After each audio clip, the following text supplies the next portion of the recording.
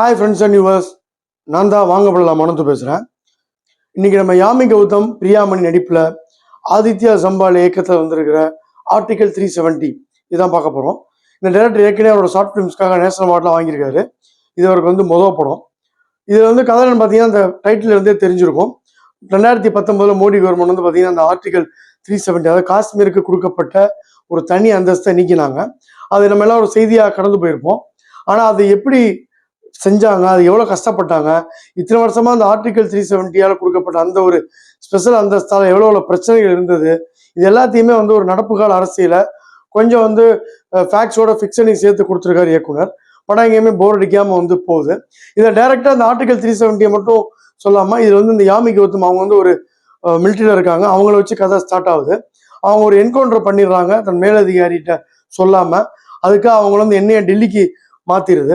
So டெல்லிக்கு வந்ததுக்கப்புறம் பிரியாமணி அவங்க ஆர்டிகல் 370 நீக்கிறதுக்காக அங்கே என்னென்ன முன்னெச்சரிக்கை நடவடிக்கை எடுக்கணும் அப்படின்றதுக்கு இவங்களை பிளான் பண்ணி அனுப்புகிறாங்க.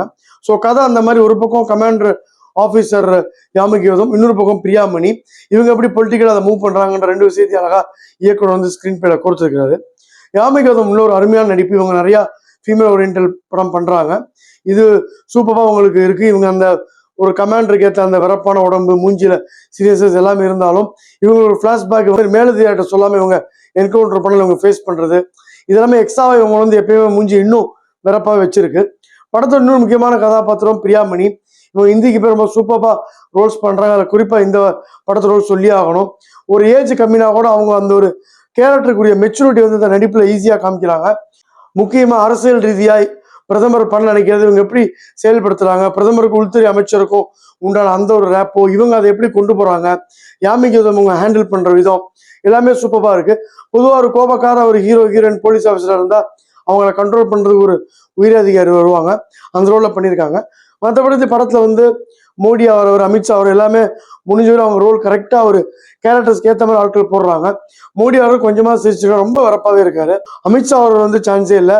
அவர் பார்லிமெண்ட்ல வந்து இந்த விஷயத்தை எடுத்து வைக்கும் பொழுது எதிர்கட்சி ஆளுங்க வந்து இந்த காஷ்மீர்ல நம்ம பண்ண போற விஷயத்திட்ட சைனாட்டையும் பாகிஸ்தான்ட்டையும் வந்து நம்ம அப்ரூவல் வாங்கிட்டோமான்னு கேட்கும் பொழுது அவர் மேலே கோவப்பட்டு வெடிக்கிற இடம் ரொம்ப அருமையா இருக்கு. படத்துல பிரச்சனைன்னு பார்த்தா பொதுவாகவே இந்த அரசியல் படங்கள்லாம் கொஞ்சம் டாக்குமெண்ட்ரி ரீதியா போதும், இல்லைன்னா ரொம்ப ஒரு 50 வருஷம் 100 வருஷம் முன்னாடி நடந்தா எல்லாரும் கையில் எடுப்பாங்க ஒரு சேஃபர் சைடுக்கு. பட் இந்த இயக்குனர் இப்போ ஒரு 4-5 வருஷம் நடந்தது அதுவும் உன்னிப்பா ரொம்ப டீட்டெயிலிங்கா கொண்டு போயிருக்காரு.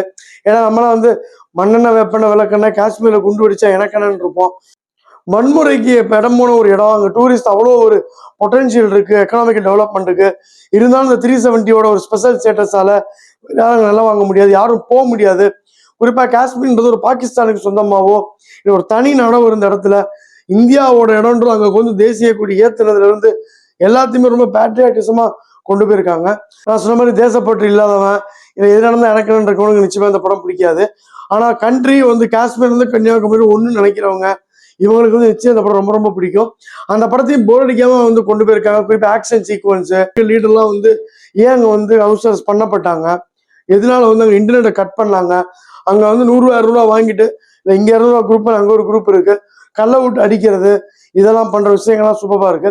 ஒரு மதத்தை சேர்ந்த தீவிரவாதியை வந்து கைது பண்ணி கொண்டு போகும்போது நிறைய பேர் கல்லை விட்டு அடிச்சு ரொம்ப அதை கார்னர் பண்றாங்க. அது எப்படி அவனை ஜீப்புக்கு முன்னாடி கட்டி கொண்டு போய் அதை டேக்கிள் பண்ற எல்லாமே சீன்ஸும் நல்லா இருக்கு. இன்ட்ரோலுக்கு அப்புறம் ரொம்ப டாக்குமெண்டேஷன் விஷயமா ஒரு கான்வர்சேஷனா போடுறது சில பேருக்கு கொஞ்சம் போரிங்கிற மாதிரி இருக்கலாம். பட் ஓவராலா இந்த படம் வந்து காலத்துற கட்டாயம். நிச்சயமா நம்ம ஃபேமிலியோட பசங்களையும் பார்க்க வைக்கணும். ஏன் 370 நீக்கினாங்க, உத்தரப்பிரதேசத்தை ஒண்ணுக்கு போனாங்க இங்க வந்து போராட்டம் பண்ணுவான். சிஏஏ ஆர்டிகல் 370 இதெல்லாம் வந்து ஏன் ரொம்ப நாட்டுக்கு முக்கியம், 370 ஏன் நீக்கணும், அது வந்து நமக்கு எந்த அளவு வந்து ஓவராலா கண்ட்ரிக்கு வந்து ஒரு உலக அளவில் கொண்டு போகுதுன்றதெல்லாம் சூப்பரா சொல்லியிருக்கிறாங்க. நம்ம வீட்டுல பக்கத்து வீட்டு மரத்துல இருந்து பூ விழுந்தாலும் சண்டை போடுற நம்ம ஆளுங்க காஷ்மீர்ல என்ன இருந்தா நீங்க வந்து பேசுறதெல்லாம் வந்து ரொம்ப காமெடியா இருக்கு. ஸோ இந்த படம் அனைவரும் பார்க்க வேண்டிய படம். யாமி கௌதம் பிரியாமணி நடிப்பு, ஸ்கிரீன் பிளே, கொஞ்சம் கிரிப்பிங்கா கொண்டு போன விஷயம், ஆர்டிகல் 370 முக்கியத்துவம், இதெல்லாம் ஓவராலா இயக்குனர் வந்து முதல் படம்னே தெரியல அவ்வளோ அருமையா சொல்லியிருக்கிறாரு. வாங்க போகலாம் punch line. Article 370 amazing, 3.5 star rating. இந்த ரிவ்யூ பிடிச்சிருந்தா லைக் பண்ணுங்க, ஷேர் பண்ணுங்க. வாங்க போகலாம் சேனல் பிடிச்சிருந்தா மறக்காம சப்ஸ்கிரைப் பண்ணுங்க. நன்றி, வணக்கம், பாய்.